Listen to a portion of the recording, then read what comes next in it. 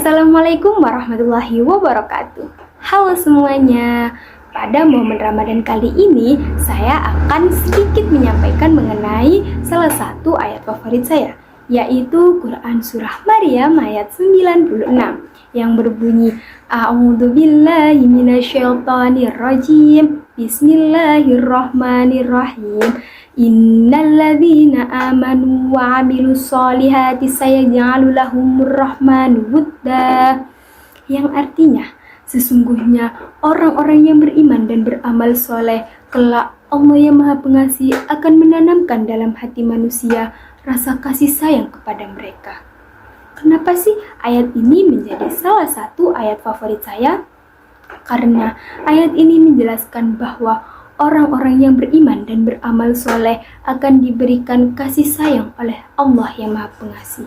Bahkan Allah akan menanamkan rasa cinta kepada mereka di hati orang lain.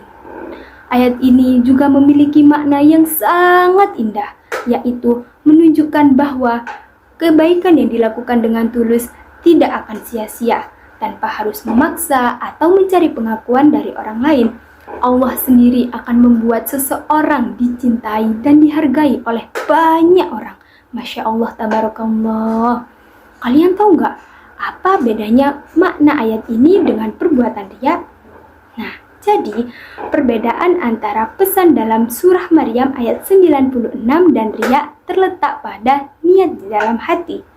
Ayat ini menjelaskan bahwa seseorang yang melakukan kebaikan dengan niat semata-mata karena Allah, lalu Allah akan membuat orang lain menyukainya. Sementara riya adalah ketika seseorang melakukan ibadah atau perbuatan baik yang niatnya agar dilihat atau dipuji oleh orang lain.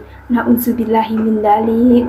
Kalian jangan sampai memiliki sifat riya ya, karena sifat riya adalah sifat tercela yang tidak disukai oleh Allah Subhanahu wa taala. Nah, selanjutnya ada isi kandungan surah Maryam ayat 96.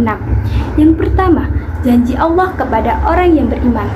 Ayat ini menegaskan bahwa orang yang benar-benar beriman kepada Allah dan membuktikannya dengan beramal soleh, maka akan mendapatkan balasan yang istimewa. Yang kedua, mendapatkan rasa cinta dan kasih sayang. Allah akan menanamkan rasa cinta dan kasih sayang di hati manusia kepada orang-orang yang beriman. Artinya, mereka akan dicintai dan dihormati oleh orang lain. Yang ketiga, keimanan harus dibuktikan dengan perbuatan. Tidak cukup hanya dengan mengaku beriman saja, akan tetapi harus disertai dengan beramal soleh atau berbuat baik. Dan yang keempat, Allah Maha Pengasih. Pengungkapan sifat Ar-Rahman memiliki makna bahwa kasih sayang Allah sangat luas, termasuk memberikan kecintaan manusia kepada hambanya yang soleh. Kemudian ada keutamaan surah Maryam ayat 96.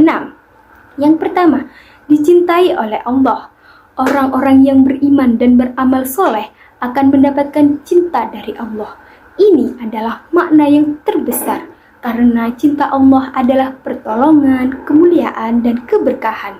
Yang kedua, dicintai oleh manusia. Dalam hadis riwayat Imam Bukhari dan Imam Muslim dijelaskan bahwa jika Allah mencintai seorang hamba, Allah akan memerintahkan kepada Jibril untuk mencintainya.